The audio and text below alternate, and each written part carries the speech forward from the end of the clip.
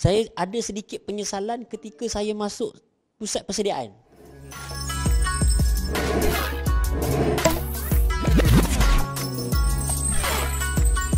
Okey, bismillahirrahmanirrahim. Assalamualaikum warahmatullahi wabarakatuh. Selamat datang ke podcast Cakap Je. Cakap je Pun. Cakap je. Alright. So hari ni, topik kita hari ni, kita nak bicara tentang peluang dan juga apa best, kenapa kena buat belajar dan kerja di Jepun. So kita pilih topik belajar dulu.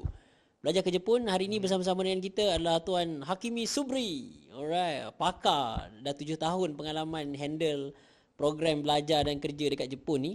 Dan kami juga pernah bekerjasama untuk hantar pelajar pergi ke Jepun, dan juga ada beberapa program yang pernah kita buat sama-sama untuk hantar mereka bekerja dan belajar di Jepun lah. Okey. So Tuan Hakimi, kenalkan diri dulu sikit kan. Dia kena kenalkan diri. Okey, Assalamualaikum warahmatullahi wabarakatuh. Minasan ohayo gozaimasu. Okey, saya Hakimi Subri. Mungkin anda pernah tengok saya di mana-mana lah kan. Sebab kadang-kadang di media sosial ni pun kita pun aktif juga untuk buat awareness. Saya pun selalu buat live cerita pasal belajar di Jepun, mungkin bekerja di Jepun kan. Mungkin ada siapa yang pernah dengar ataupun pernah lah berjumpa saya di mana-mana event kan, sebab kita pun selalu aktif jumpa dekat event. Okay, so hari ni kita nak sembang just a simple topic, just a simple orang cakap apa, ringan sajalah topiknya berkenaan dengan belajar di Jepun. Sebab kebanyakan sebab pengalaman saya selama 7 tahun bila kita cerita tentang belajar di Jepun ni, ramai sebenarnya yang lebih favor. Saya tak tahu kenapa diorang lebih suka pergi ke negara-negara barat ni. Maksudnya pergi ke UK ke, pergi ke US ke, ataupun pergi ke Europe ke kan. Okay, sedangkan ada satu orang cakap apa, pilihan. Bagi saya satu pilihan yang lebih baik lah, sebab kalau di Jepun kan, perbezaan masa dengan kita cuma mungkin 1 jam saja. Jepun awal 1 jam. Jadi dari segi travelling pun tak lama, dari segi beza masa pun tak jauh. Kira pernah ke balik Jepun ni rasa jet lag? Oh, tak pernah. Tak pernah. So far tak pernah sebab dia pendek je kan. Dia pendek. So macam mungkin kita boleh tanya Hari Sensei lah, kita panggil Hari Sensei kan. Hari kita panggil Hakimi Sensei hari ni. Okay, kita tanya Hari Sensei kan. Contohnya kalau untuk belajar di Jepun kan, mungkin boleh sembang sikit macam mana daripada zaman sekolah tu memang dah ada cerita-cerita ke, ataupun memang dah ada impian ke, ataupun dari kecil ni memang dah keluar-keluar lahir ni rasa macam, oi aku kena pergi Jepun lah, macam tu kan. Mungkin boleh cerita sikit kenapa Jepun tu. Alright, okay. Bismillahirrahmanirrahim. Untuk pengetahuan semua, sebelum itu Tuan Hakimi dan saya adalah bekas pelajar di Universiti Jepun, dan kita pun ada pengalaman untuk bekerja dekat Jepun. So that's why kita nak buat sharing hari ni lah. Dia lebih pada sharing pengalaman, dan kita nak sharing juga peluang-peluang yang ada. So untuk soalan Hakimi Sensei tadi, sebenarnya saya masa kecil, saya tak adalah ada impian nak pergi ke Jepun. Mungkin sebab saya orang kampung. Saya asal Pasir Putih, Kelantan. So masa kecil ni memang kita dibesarkan dengan banyak material-material Jepun, Dragon Ball-nya, Doraemon-nya kan. Dash Yonkuro, siapa tahu-tahulah, Detektif Conan waktu tu kan. Tomato Man. Sampai hafal lah lagu dia. Tomato masuk. Benda dia cakap pun kita tak tahu waktu tu, kita tahu nyanyi je kan. Betul, Gaban. Kita dibesarkan dengan Flashman, dengan Maskman zaman tu lah. Tapi kita tak ada pun terfikir yang kita nak sambung belajar. Saya sendiri tak terfikir nak sambung belajar ke Jepun. Cuma adalah lepas SPM tu baru kita macam mencari hala tuju kita nak ke mana, kita nak buat apa. So ramailah orang bercerita tentang masa tu nak ambil engineering. So ada orang kata kalau ambil engineering di luar, di Europe contoh, di Europe atau di negara-negara yang berbahasa Inggeris ni, tak ada beza dengan kita sambung engineering di dalam negara. Sebab medium dia masih bahasa Inggeris. So kalau nak jadi rare sikit, dia kata ambil negara yang engineering juga tapi dalam bahasa yang lain. So adalah beberapa pilihan waktu tu, ada Jerman, ada even Jerman pun ada banyak bahasa Inggeris juga, Perancis dan Jepun lah. So bila cek-cek, Jepun ni macam best. So saya pun apply lah ke Jepun. Dia bukan intentionnya daripada awal nak ke Jepun lah.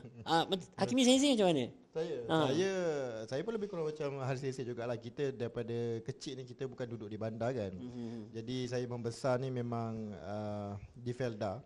Okay, yang mana kat Felda ni persekitaran kita tu lain. Kita tak nampak, dulu mana ada kita nak internet yang nak nak orang cakap apa, gunakan internet. Dulu nak gunakan internet itu pun dah darjah masa darjah 4, 5, 6 baru ada kan yang jenis nak connect internet dia ada bunyi-bunyi dulu tu kan, ingat tak? So jadi tit bunyi tu kan. So bila kita melangkah lah ke orang cakap apa lepas tamat SPM ni, sebenarnya saya daripada kecil ni saya nampak seorang pakcik saya lah. Pakcik saya ni boleh dikatakan agak dia berbeza sikit lah sebab adik-beradik arwah saya ramai. Ada 13 orang macam tu. Jadi dia ni sambung ke universiti dan masuk ke UTM masa tu dan ambil engineering. Okay, ambil engineering yang mana bila kita tengok sekali-sekala dia balik kampung tu, kita rasa macam dia ada something aura jadi engineer ni. Engineer ni era je pun ada era.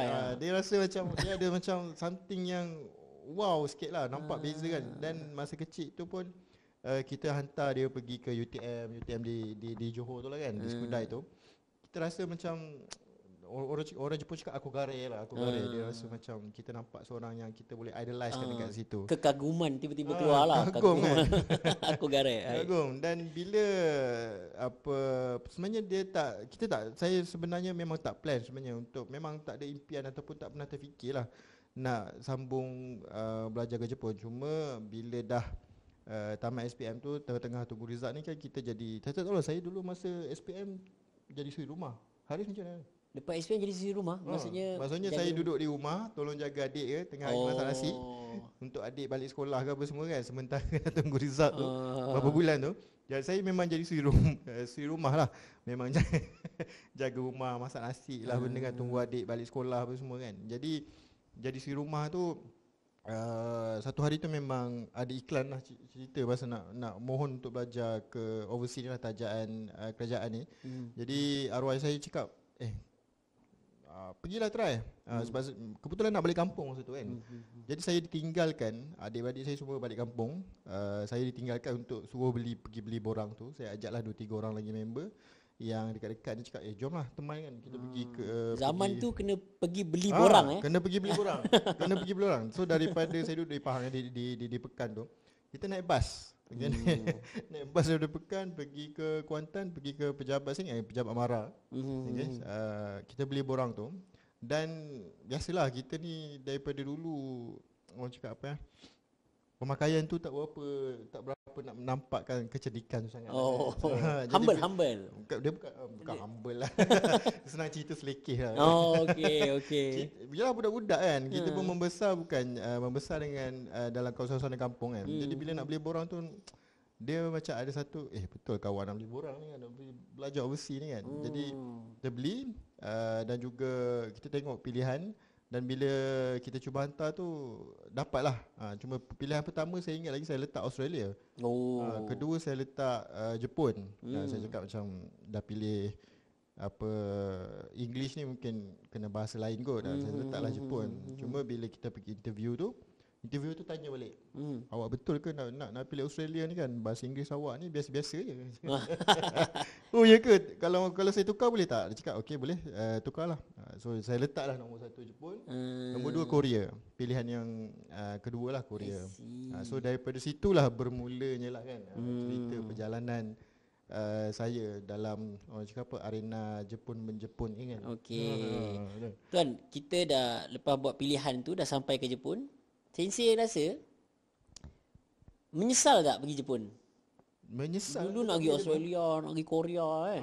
Ni bila dah balik, dah belajar kat sana, dah balik sini, menyesal ke ataupun ada perasaan lain? Apa perasaan ni? Puas hati ke, nasib baik aku pergi Jepun ke, macam mana? Dia sebenarnya something yang bila kita dah balik, kita dah duduk sini balik, dia tak rasa menyesal pergi tu tapi dia rasa macam dia macam rindu tu dalam hati tu sentiasa ada lah. Maksudnya memang kalau bahasa Jepun dia panggil Yokata, kita pergi Jepun. Nasib baik kita pergi Jepun kan, tak pergi negara lain. Betul. Dia rasa rindu. So ada kawan-kawan saya yang pergi ke tempat lain dan dia share dia share macam yalah, kita suasana kehidupan tu berbeza.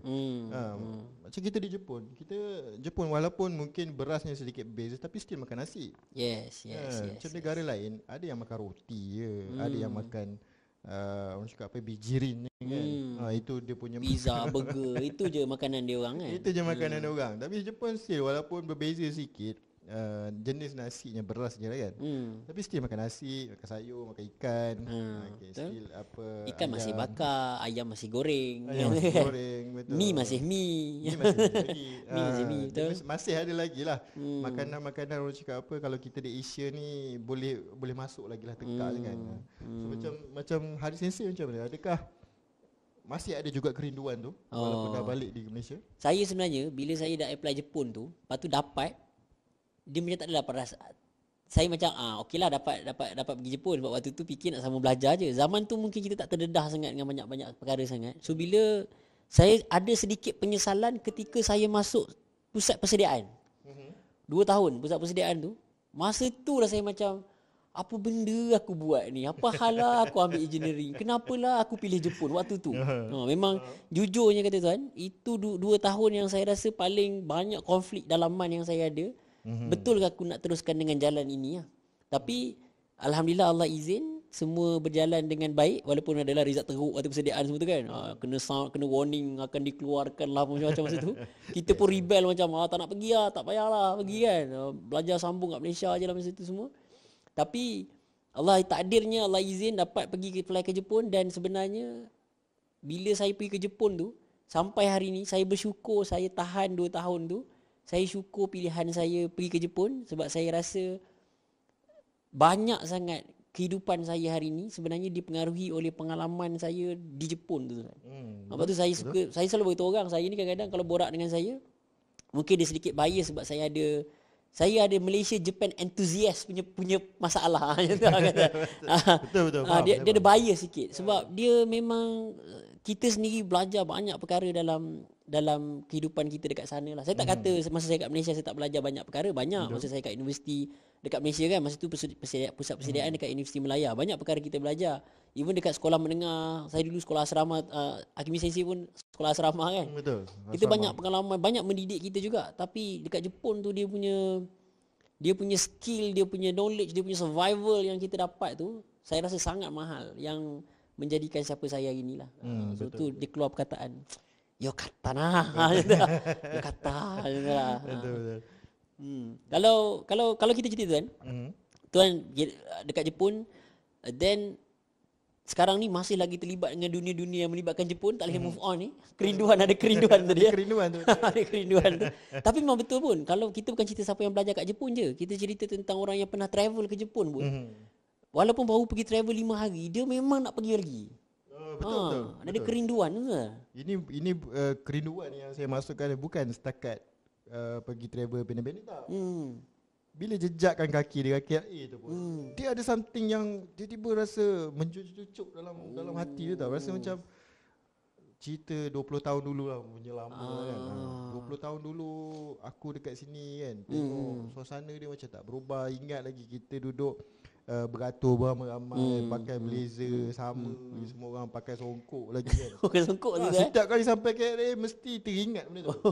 Dulu kita pakai songkok. Pakai songkok, pakai blazer kan. Lepas tu dengan tali leher yang dibekalkan oleh JPA tu memang naik flight sama-sama kan. Tali leher merah juga ke waktu tu? Tali leher tak silap saya merah juga. Merah juga. Jalur-jalur gold ke jalur biru ke macam tu lah. So dia punya, bila sampai jejak kaki KLA tu kan, dia punya feeling dia tu kan, feeling tu mengimbau balik lah masa kita first sampai. Sebab itu pun memang baru first time sebenarnya dalam hidup saya ni nak naik flight kan. Jadi naik flight terus yang lama punya. Wow, naik flight terus sampai Jepun. Dia tak main sejam 2 jam macam flight. Tak ada main dalam negeri tu. Terus naik. Jadi dia punya memori tu lah kan.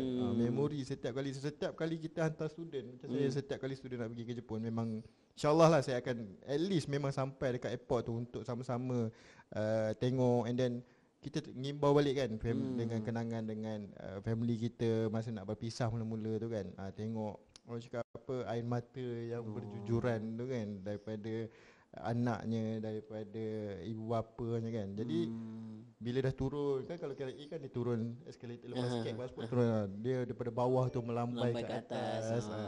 Dia segar lagi lah dalam ingatan. Jadi Sebab itulah tuan buat program belajar ke Jepun ni ke? Itu pun salah satu jugalah sebab kita rasa bila sebab saya balik, saya tengok ni cerita di sana lah kan. Saya masa tahun 3 ni, tak macam mana mungkin ramai yang pernah dengar, saya pernah jadi presiden untuk international student. Tahun 3. Masa third year. Belum final year gini. Belum final year. Dah otai dah, okey. Masa third year tu kan. Jadi kita mingle dengan ramai orang daripada macam-macam negara lah.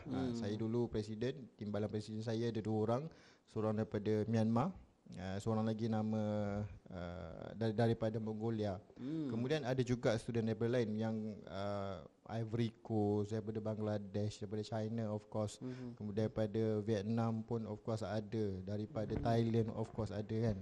Jadi bila kita tengok cara diorang, macam kita pergi, mungkin mindset kita ni tak perlu serabut pasal scholarship.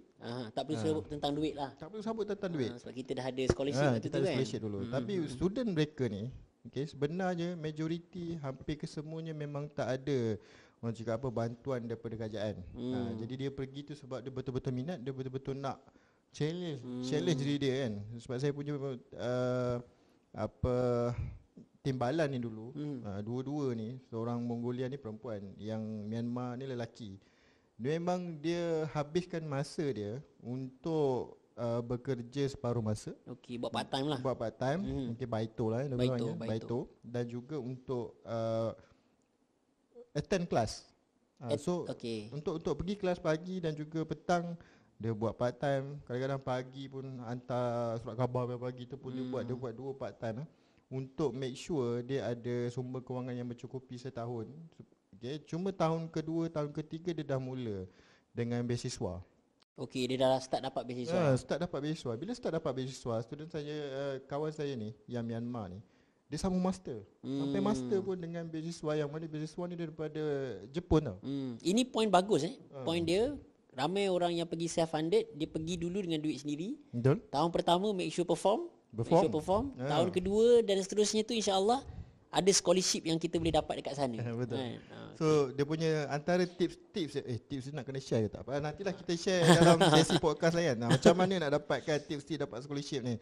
Tips scholarship. Kalau nak komen dulu kalau nak kan. Kalau ramai yang nak baru kita buat lah. Betul. Kita buat podcast cerita macam mana nak dapat scholarship dekat Jepun ni kan. Sebab banyak, saya boleh katakan hampir 80-90 scholarship yang anda boleh cari sebenarnya dekat Jepun ni. So 80 scholarship 80 scholarship.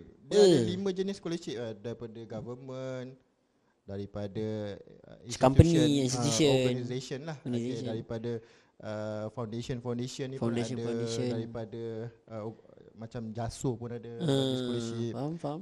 So ini nak secara detailnya tu memang kena ada satu sesi lain lah. Cerita pasal scholarship je.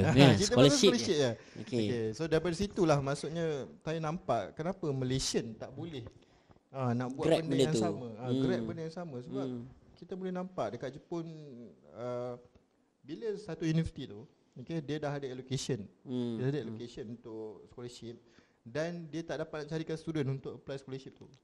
So ada possibility next year tu kurang allocation kota kemungkinan tu ada lah.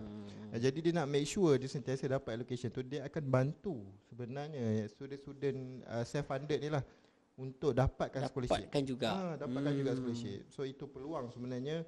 Bila kita balik saya cakap, sebab kadang kita ni down kan, kita pergi tu mesti dengan scholarship. Tak semestinya. Kita pergi mencari scholarship lah. Sebenarnya kalau kita tengok, kalau based on experience saya pun tuan, orang yang pergi bukan dengan scholarship sebenarnya kadar keberjayaan lebih tinggi. Betul. Kan dia punya skill Nihongo dia lah, especially bahasa Jepun dia akan lebih baik, survival skill lebih baik, even baito tu sebenarnya sangat membantu mereka lah. Saya sangat galakkan memang student yang pergi, memang kita akan galakkan dia seawal mungkin lepas 2 bulan ataupun 3 bulan dia pergi tu, kita dah encourage dia untuk cari part time, cari baito ni. Dia memang salah satu tools untuk belajar bahasa Jepun juga. Betul. So macam Haris Nasib ada pengalaman ke? Saya antara yang saya rasa sedikit masa saya kat universiti dulu, saya antara yang paling tak ada luck dengan baito. tak ada luck. Sebab saya ingat lagi ada satu baito ni, banyaklah kejadiannya, tapi antara yang saya ingat ada satu baitu paling bagi saya, okey, bahasa mudah dia baitu paling bodoh lah. Baitu tu adalah pada Shogatsu awal tahun, kan bulan 1 Shogatsu, banyak orang hantar postcard kan. Jadi dia ada baitu yang kerja kat postcard pada start pukul 12 malam sampai pukul 3 4 pagi. Just untuk susun postcard, ikut postcard lah, ikut postcode kan. Ikut alamat. Okey. So masa tu batch saya 7 orang waktu tu, semua dapat kecuali saya. Saya pergi interview juga. Saya macam apa teruk sangat bahasa Jepun aku ni. Lepas tu saya buat banyak baitu lain yang pelik pada orang lain lah. Saya buat baitu konsert. Konsert ni maksudnya saya buat baitu, bukan saya pergi nyanyi. Saya buat pasang stage. Saya buat pasang LED apa. Yang big konsert ni, yang jenis buat konsert atas bukit, yang jenis betul-betul festival lah. So saya banyak baitu yang itu. Sebab saya tak pernah dapat baitu potong bawang yang sini-sini saya buat ni.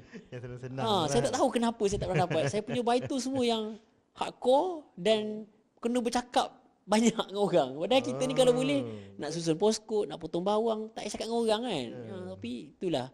Mungkin, tapi tu again saya syukur kenapa Allah takdirkan saya dapat benda-benda macam tu. Sebab last kali bila interview kerja, saya cerita benda-benda macam ni, saya saya dapat 7 offer letter sebelum saya grad. Naik ni maksudnya confirmation, apa dia cakap, pre-confirmation. Kita dah dapat offer letter lah daripada company tu. Betul. 7 dapat tu saya rasa 7 saya dapat sampai berasa macam apa masalah orang tak dapat kerja ni macam tu. Sebab tapi kita punya hard apa ni experience lah kan. Memang saya kena sampai kita makan, bila kita kemas tu kan, kita kemas buat konsert tu, dia akan bagi makanan. Tapi makanan tu kadang-kadang ada ayam yang kita tak boleh makan lah. So yang ada hanyalah nasi baik Jepun ni, dia letak nasi asing dengan lauk-lauk. Betul. Kan. Dia asyik bento kan. Bento bekas dia asing-asing. Jadi kita bagilah ayam tu kat orang lain. Kita baham nasi dengan sayur, pickles lah kadang-kadang ada kan. Kerana Jepun ni bagus, bila saya bagi ayam dia kata, kenapa tak makan ayam? Saya kata, saya orang Muslim, saya kata, so yang ni tak berapa nak boleh makan. Kali pertama saya tipu, saya kata saya tak boleh makan ayam. Tapi kalau dah 2-3 kali dia kata, apa hal kau tak try je lah, sedap. Lagi saya kena bagi tahu pasal Islam semua, sebab nak explain tu kadang-kadang sedikit susah kan. Kat pakcik-pakcik ni pula explain sikit sambil, lepas tu saya bagi ayam kat dia tu, dia bagi nasi kat saya. Nasi dia tu dia bagi kat saya. Saya macam wah ini.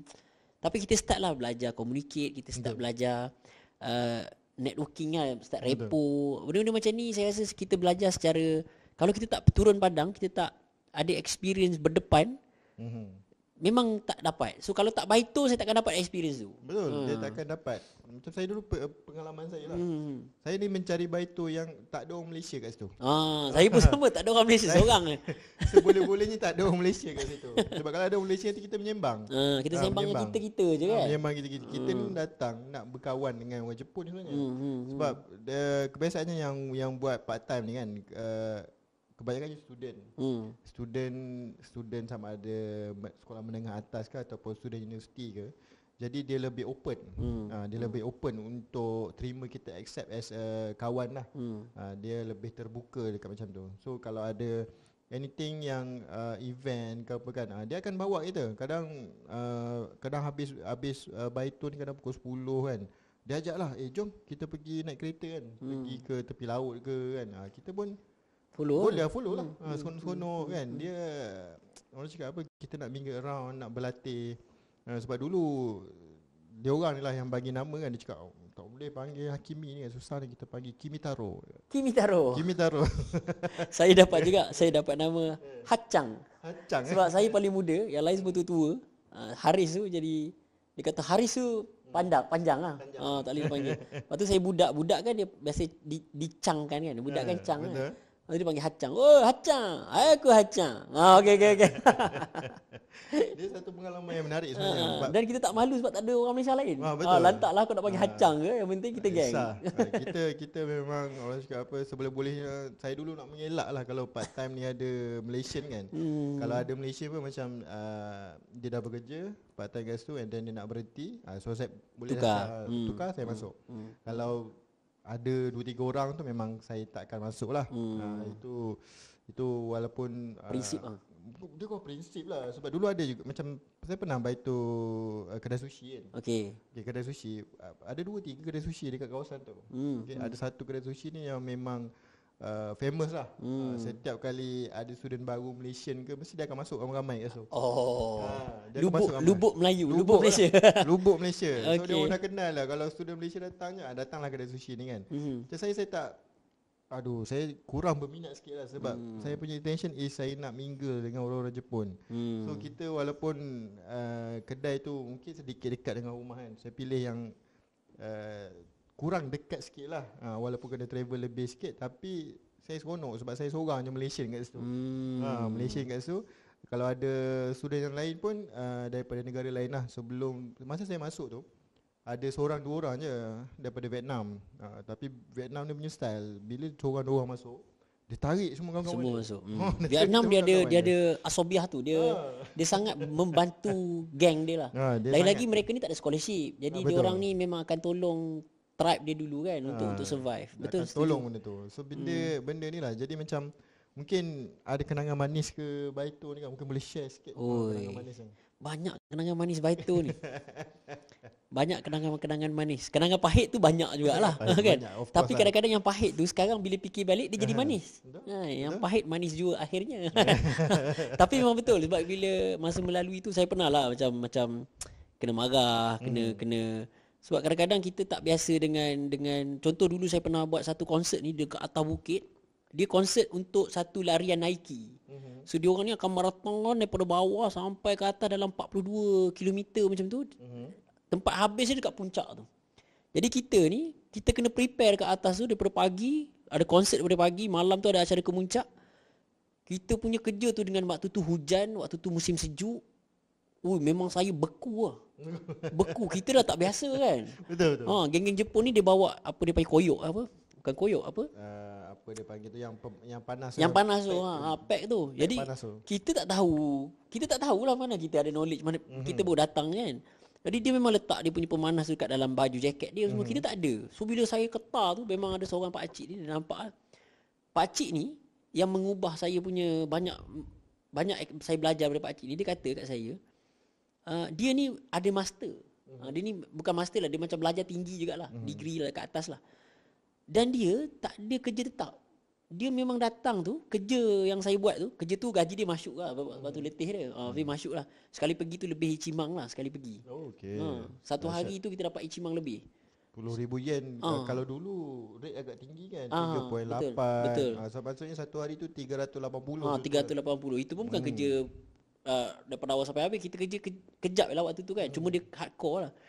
Kadang-kadang boleh dapat sampai samang sehari. Yang macam konsert yang kat atas tu saya dapat samang sehari. Tapi memang azab lah. Makan pula makan nasi saja sebab dia bagi lauk banyak sebab kerja tu berat. Tapi semua lauk tak boleh makan. So memang makan nasi je waktu tu. Saya tanya tak ada seafood ke, tak ada ke udang ke apa kan. Dia kata tak, kita kerja ni kerja yang perlu protein, energi. Jadi dia memang ready babi ke. Dia ready ayam. Daging-daging. Semua daging-daging. Jadi kita tak boleh nak makan. Tapi pakcik tu dia buat kerja tu, dia macam buat kerja tu beberapa kali, lepas tu dia akan travel overseas. Lama overseas, duit habis baru dia balik Jepun balik, dia akan bawa Baito balik.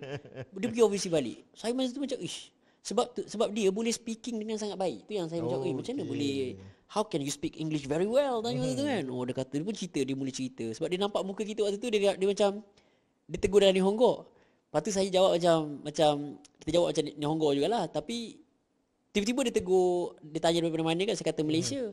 Dia kata mother tongue apa kan. Saya katalah Marigo. Lepas tu ego tekimasu. Dia kata boleh cakap bahasa Inggeris tak? Saya kata okay, I can speak English. Tiba-tiba dia cakap English dengan saya. Itu saya macam ini tu antara pengalaman yang antara pengalaman best juga bila kita kena solat. Solat ni adalah perkara yang bila kita seorang Melayu, kita seorang Islam lah, kita je kena semayang, orang lain tak semayang. So bila waktu rehat tu, bila makan tu, bila ada kawan-kawan yang dah tahu kita ni Islam sebab kita tak makan ayam semua tu, mereka yang akan readykan satu tempat untuk saya solat. Waktu tempat rehat tu dia kata, Haris, kau nak solat kat sana. Sana bersih. Tu antara yang saya rasa macam dia boleh memahami. dia sangat dia considerate. kefahaman. Dia sangat considerate. Dia sangat, kalau kita cerita pasal adab, mereka sangat beradab lah. Dia betul ansur. Ada dia tak dinafikan juga. Mungkin ada yang agak straight ni sikit kan. Tapi ada yang mungkin ke kiri sikit kan. Tapi boleh dikatakan kalau kita ni memang kemahiran bahasa ni kan, kita boleh explain dengan baik. Okay? Jadi dia punya kefahaman, bila dia faham satu benda tu, dia akan respect. Betul. Dia akan maintain untuk respect benda tu. Itu adalah something yang value yang kita boleh belajar lah. Kita boleh belajar. Betul. Itu kat situ saya belajar satu perkara. Dia panggil apa? It's not what you say, it's how you say it. Betul. So, kadang-kadang bukan kita cerita pasal kita Islam, kita kena semayang, kita tak boleh makan ayam ni. Tapi macam mana you nak sampaikan message tu dengan cara yang mereka happy, mereka suka, mereka boleh terima. Sebab ada je yang skeptical, macam Tuan cakap tadi. Ada yang skeptical. Tapi how you say it lah kan. Saya contoh Mak Amari apa ni, kita bagi kita ni bukanlah Muslim yang baik, tapi korek gurai wah contoh mamoritai lah. Ni lebih kurang yang ni saya nak jaga. So mereka support. Kadang-kadang cara kita cakap kan, bukan macam korek damai, ni tak boleh. Islam kyo, korek damai. Tak boleh lah macam tu kan. Kena cakap benda-benda yang dia menjelaskan dengan ni lah, dengan budi pekerti yang bagus lah. Sebab kefahaman ni semua, sebab dia culture Jepun ni kan. Culture Jepun ni bila dia dah bekerja pagi sampai petang ke malam ni dia mesti akan ada nomikai. Betul. Dia kerja company lah. Minum-minum lah. Nomikai ni minum-minum. Minum-minum apa? Minum-minum dia orang lah. Minuman yang memabukkan. Keras. So bila, sebab kita pun tak boleh, bukan tak boleh lah, kita nak menolak. Bagi saya menolak. Memang kita menolak sebenarnya untuk join kan. Tapi macam ada kalanya kita pun ada eagerness. Kita nak tahu apa sebenarnya culture nomikai kan. Dan kita join. Bila kita join ni, kita minum coke ke kan. Kita minum coke ke. Maksudnya minuman urong cha ke teh Jepun ke kan. Wheat apa, ataupun barley tea ke. Macam manalah teh ataupun minuman apa ringan ni kan. Apa soft drink. Soft drink. I guess. Coca-Cola itu famous lah kan. Cuma bila kita dah immerse ataupun dah masuk dalam suasana tu kan, kita dengan sendirinya kita nak tengok sebenarnya kenapa dia terlalu dia tak boleh tinggalkan budaya nomikai ni kan. So bila kita dah join, kita dah tengok, baru kita tahu sebenarnya banyak sisi-sisi orang cakap yang tak ditunjukkan semasa dia orang ni sedar lah. Betul. Itu yang ditunjukkan masa nomikai ni. Kita tengok mungkin selama kita duduk kat situ, orang ni tak banyak cakap ataupun dia tak berapa nak beramah mesra dengan orang lah. Tapi once dia dah start majlis tu, kita boleh nampak dia jadi lain. Jadi beramah. Macam dah kenal ni 10 tahun ni. Dia punya ramah, tanya macam-macam soalan apa semua kan. Dia boleh menyanyi. Boleh menyanyi, boleh buat persembahan bagai-bagai lah. Padahal dekat office senyap. Okay. Cuma yang uniknya tu, okay, bila dah habis tu, besok pagi jumpa balik, dia jadi macam kembali pada asal. Tak pernah kenal orang ni. Yes. Cepat betul dia switch dia punya kan. Jepun ada tu lah. Ada dia bukan cerita waktu kerja je ataupun waktu kerja nomikai ni cerita kerja lah. Tapi waktu di universiti pun sama. Semalam dah tegur baik, esok dia boleh jadi macam stranger balik. Kalau tak build betul-betul masuk dalam war dia tu kan. Kalau kita tak betul-betul orang cakap apa kenal lah. Sebab kebanyakan orang Jepun ni, as long as kita boleh cakap bahasa Jepun dengan baik, diorang ni memang willing lah, memang tak ada masalah pun. Boleh kau team lah. Boleh kau team, boleh ni. Sebab macam even dulu masa sekolah kan, masa di kelas tu, kalau kita tak faham ke apa, kita boleh pinjam nota diorang ni kan. Yes. Tapi dengan syarat lah, kalau ada test English tu, dia nak duduk kat keliling kita. Give and take lah. Itu pun skill. Itu pun skill, kita betul. barter trade dekat situ. Barter trade, betul. Pinjam nota kau, nanti masa exam English nanti, kau duduklah keliling-keliling kan. Belah kanan ke, belah kiri ke. Nanti kita ulu-ulu sikit lah. Tolong-tolong. Betul. Dan kadang-kadang, kita kena tahu juga dengan siapa kita nak kawan. Ada setengah kawan, tapi orang kata friends for benefit pula. Tapi ada setengah keadaan untuk pertolongan ini kita kena pergi kat siapa. Untuk pertolongan jenis begini kita kena pergi kat siapa. Sebab survival lah benda ni kan. Contoh kalau kita tiba-tiba nak pinjam report Report. kalau pergi yang student yang betul-betul skema dan baik, kadang-kadang dia tak bagi. Kalau tak betul-betul geng kan. Dia tak bagi. Baik pergi yang jahat sikit ni. Dia jahat bagi. sikit. Sebab dia ni pandai juga. kan? Betul. Yang nakal sikit. Nakal sikit, bukan jahat lah, nakal lah. Kata bukan student Malaysia je lah yang duduk belakang ni. Student Jepun pun ramai duduk belakang. Oh, sama je. Sama. Dia orang lagi lah. Malam tu dia dah pening-pening, pagi besok datang kelas dengan tak mandi. Dengan tak mandinya. Pam duduk kat belakang, dia tidur kan. Dia mata tidur kat belakang. Bukan tak ada, ada. Ya, cuma kadang pelik kan. Dia walaupun perangai macam tu, tapi still kerjanya buat Betul. keren. Dia bijak, dia siapkan kerja kan. Siapkan kerja. Report siap. Betul. Walaupun dia nakal. Nak jadi nakal tu biasalah kan. Cuma nakal dalam nakal itu ada kebijaksanaan. Dia kena ada bijaksanaan. Itu yang kalau kita tengok lah, memang nampak sangat berbeza lah kalau di kelas Jepun ni kan. Yang jenis datang awal, duduk depan sekali, ada soalan dia angkat tangan, ada soalan dia menjawab. Ada. Sama tak macam Malaysia. Okay? Ada yang jenis macam kita cerita tadilah, yang jenis duduk belakang, jenis tidur. Kita pun join juga tu. Kita pun join sebab kadang-kadang ada certain nota ni kita boleh ambil kan. Kadang orang Jepun, student Jepun yang pinjam daripada kita, pinjam nota kau. Dia pun ada juga pinjam nota sebab kita pun biasanya nota-nota ni diturunkan oleh senior. Yes. Jadi diorang pun butter trade lah. Aku bagi kau ni sikit, kau bagi aku ni sikit. Kena pandai-pandai lah kan. Saya dulu pun antara senior memang banyak bagi nota-nota. Tapi saya ada masalah waktu tu. Bukanlah masalah sangat. Saya ada 2 orang sama kos. Budak Melayu sama kos 2 orang. Senpai waktu tu ada seorang je. So bila diperturunkan, dia akan jadi sama. Kalau kita tiru benda yang sama, bukanlah tiru tapi kita rujuk benda yang sama. Report jadi sama, cerita sama. Jadi waktu saya second year, saya masuk kelab karate dekat universiti. Senior tu sama kos dengan saya. Dia yang banyak macam, Riz, yang report yang ni susah kan. Sensei tu pula memang bukanlah kutuk-kutuk saya, bukanlah kutuk, tapi saya ada sesi yang memang sangat strict kan. So dia kata, Aris, kalau nak report bagi tahu. Oh, saya minta kan ni report. Senpai, kita nak berlatih hari ni karate, tak siap lagi report ni. Report yang mana? Siap training, datang rumah. Pergi rumah dia bagi. Dan dia pula memang tulisan cantik, semua kita senang nak faham. Oh, saya memang happy. Tu je antara sebab saya aktif. Ingat nak berhenti dah karate tu. Nak berhenti dah. Sebab kita seorang Melayu semua kan. So, macam orang Melayu lain pergi main futsal. Allah, kita nak join kadang ada training karate. Tapi disebabkan ada benefit macam tu. Menyebabkan kita stay lah. Tu pun antara benda yang saya rasa pentingnya kita pandai networking dengan senior kan. Betul. Sama ada dengan senior. Dan juga kalau dia lebih-lebih lagi dengan rakan sebaya lah. Yes. Dalam kelas. Kalau kita pergi, kita akan berbeza umur dalam 1 ataupun 2 tahun lah. Lebih tua daripada diorang ni. Sebab kita ada persediaan universiti kan. Okay, cuma dari segi perbezaan umur tu, kalau di peringkat universiti ni tak nampak sangat. Dia tak adalah terlalu rigid sangat lah nak kata. Cuma berbeza mungkin kalau mungkin last year student dengan final year student dengan first year student tu mungkinlah ada gap sikit. Nampak beza lah. Nampak beza sikit. Dan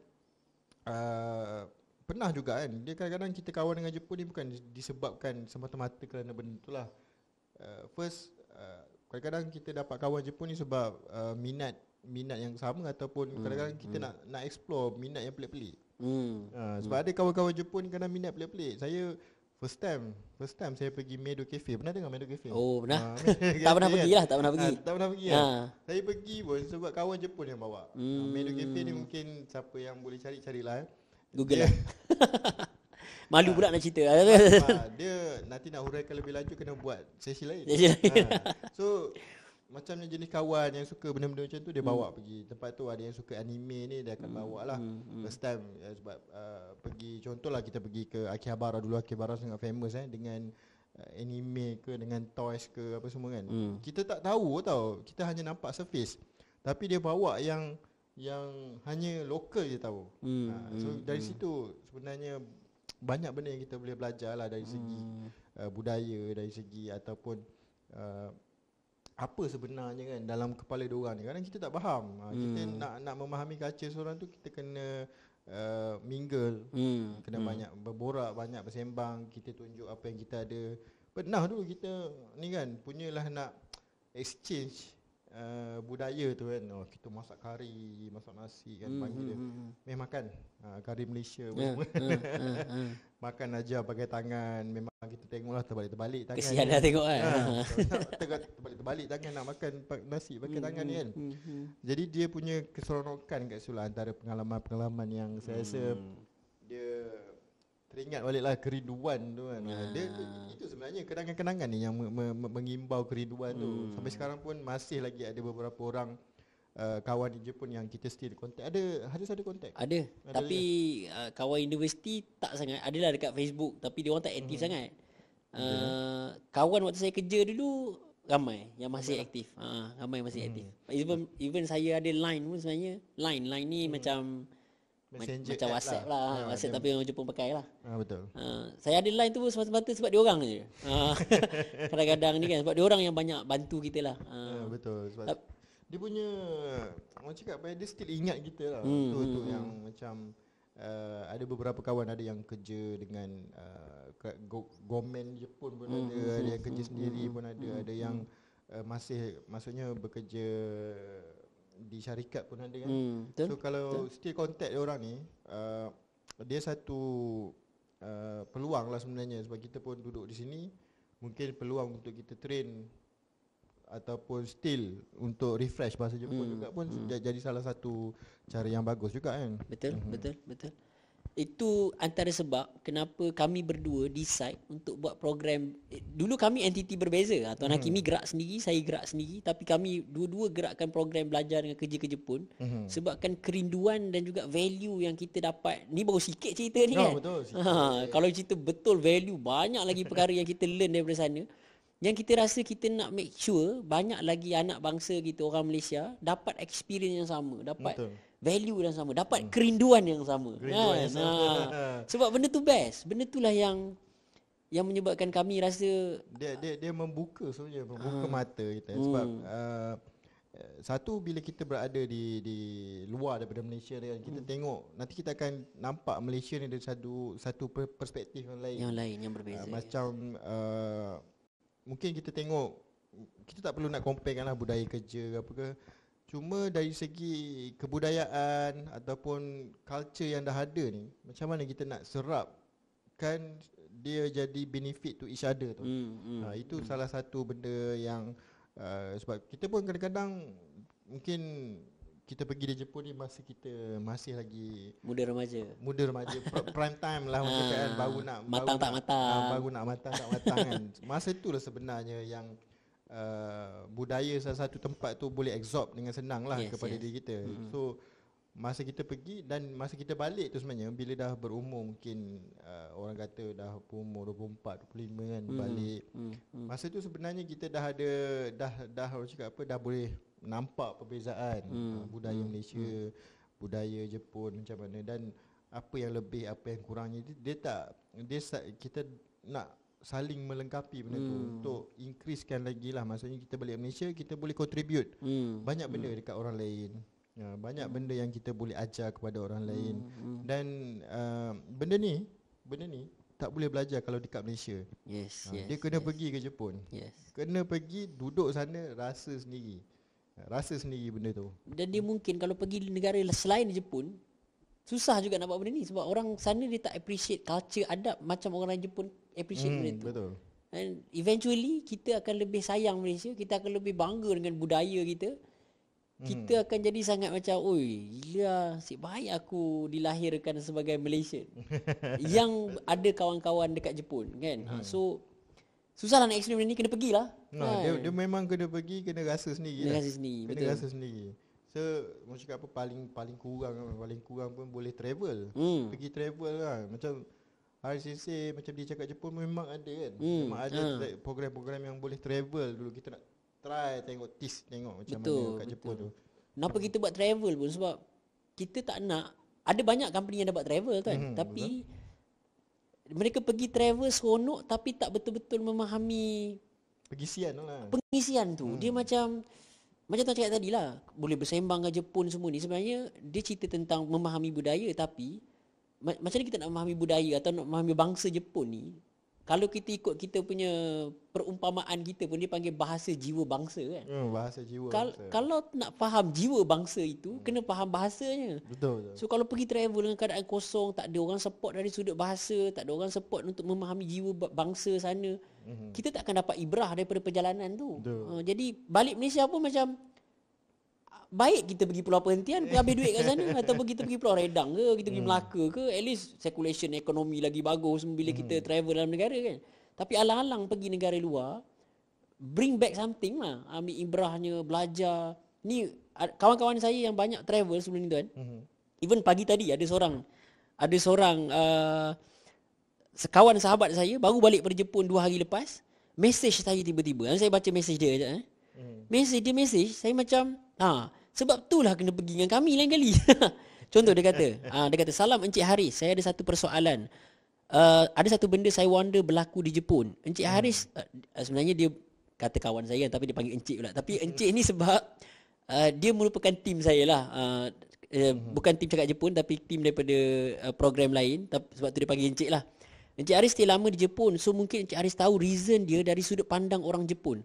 Bakpo Jepun, dia orang Kelantan Bakpo Jepun masih kekalkan human untuk announce train stationnya. Jepun negara maju tapi dikekalkan manual part itu. Sebab sahabat saya ni memang orang yang sangat suka automation. Dia kata rasa di Malaysia sepenuhnya guna recording tapi Jepun manually announce. Pelik sungguh saya memikirkan perkara itu. Sudut pandang saya macam ada kaitan dengan human touch dan benda tu bagus untuk customer support. Dia nak tahu. Cuba imagine kalau soalan ini ditanya ketika kita berada dekat sana. Kita boleh terus tunjuk. Tengok mereka masih pakai human. Why? Kenapa dalam keadaan ini Japan maju tapi kenapa dalam part ini masih lagi manually buat? Ada banyak perkara Jepun masih manual. Dia ada banyak pengajaran yang kita kalau nak menuju ke negara maju, kita kena belajar daripada ibrah negara orang yang sudah lama maju ni. Jepun dah lama maju. Betul. Dan mereka dah melalui masalah-masalah bila negara tu maju. So sebelum kita kena hadap benda yang tak best, contoh bunuh diri, tak ada kawan. Ni sekarang ni Malaysia famous work from home. Ada baik dia, tapi banyak masalah dia. Dan Jepun pun tahu perkara ni. Sebab mereka memang negara yang dah, kalau cerita work from home ni dah lama juga yang ada kat sana.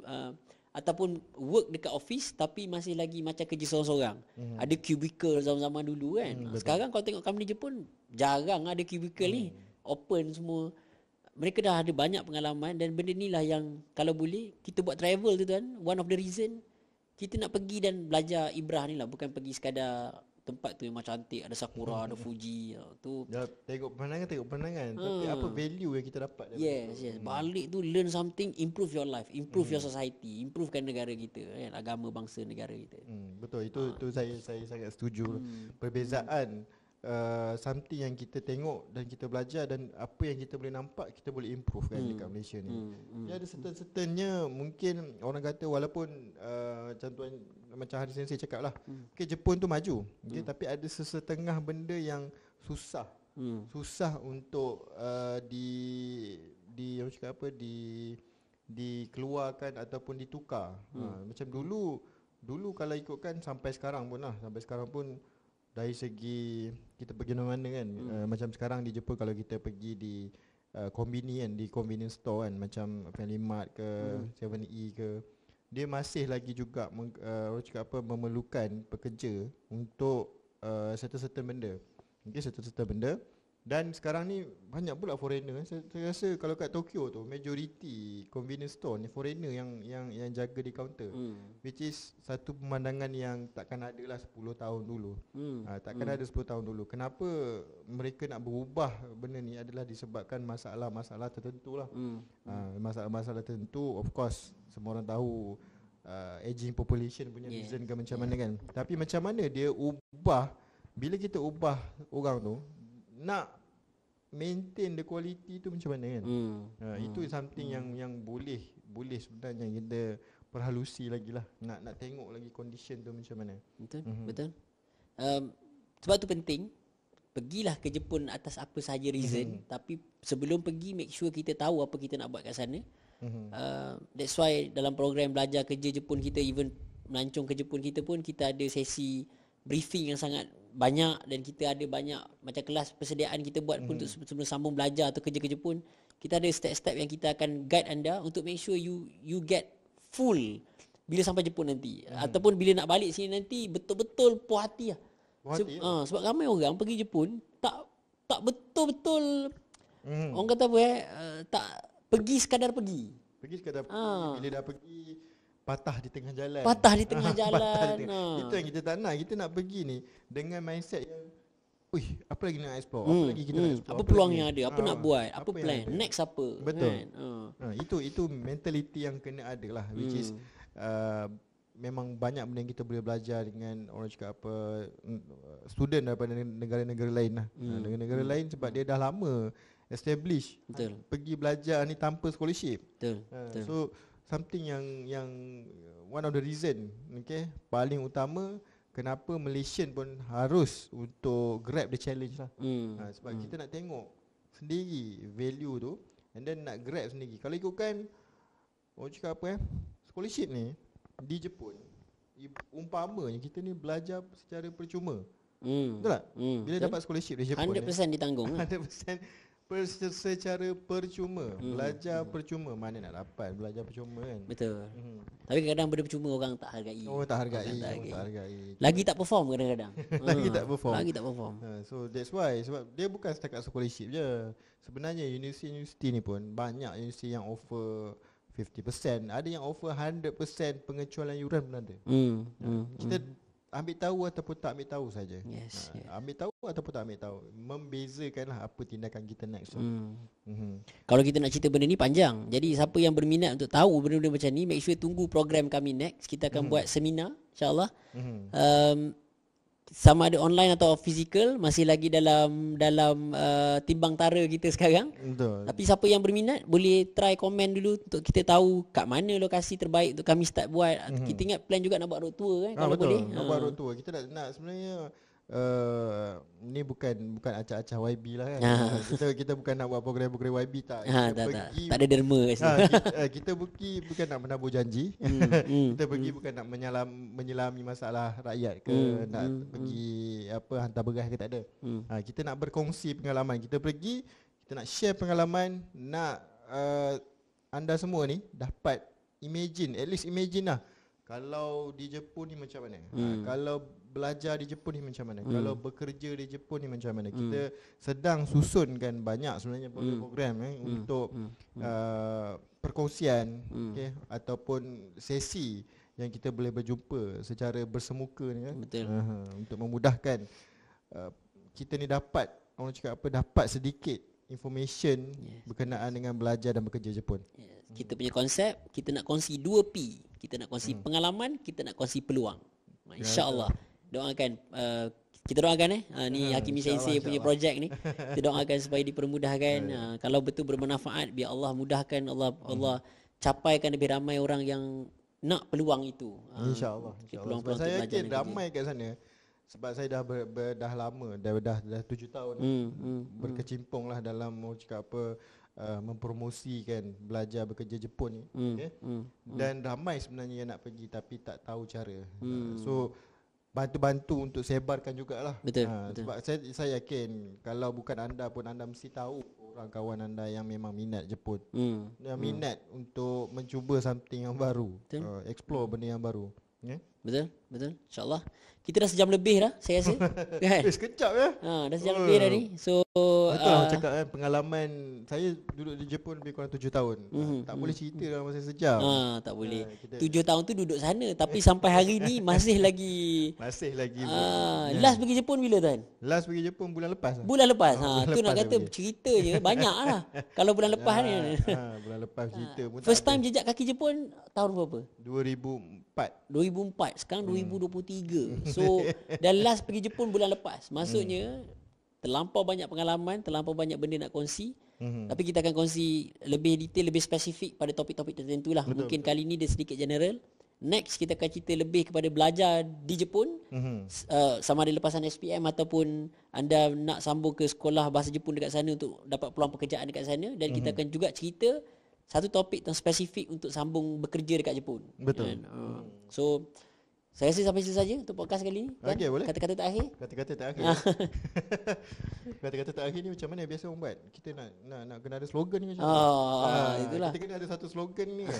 Itulah sebab dia podcast pertama kita kan. Podcast pertama lah. Podcast kita pertama. ada slogan. Okey, mungkin ada boleh vote sikit ke ataupun boleh cadangkan slogan-slogan ataupun kata-kata penutup lah. Mungkin yelah kalau kita biasa kita akhiri dengan Yosh ni kan. Yosh lah. Kalau cakap Jepun dia ada Yosh dia untuk akademi. Kita akhiri mungkin kita boleh akhiri yang pertama ni dengan Yosh kita lah. Yosh juga. Okey. Kita one clap jugalah okey. Macam nak clap tangan sebelah. Tangan sebelah ni kan. Okey, cakap Jepun Yosh ah. Cakap Jepun Yosh. Okey. Okey, mulakan. Okey. Cakap Jepun. Yosh.